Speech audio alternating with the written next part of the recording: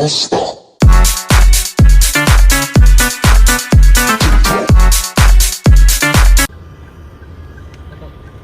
welcome again to my another vlog. We're going to Philippine So guys, another vlog is here. I got so busy last time, but this time I got around. Follow nyo pa doon sa Europe. Sa museum po sa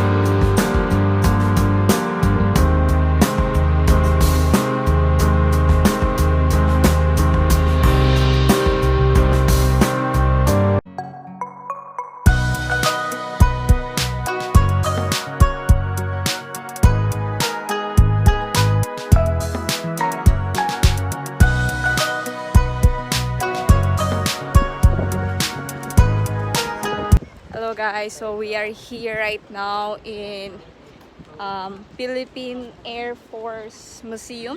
Actually, nandito pa lang kami sa labas. Kala namin ito na yung pinaka-museum, pero doon pa pala sa loob. So I'm with them.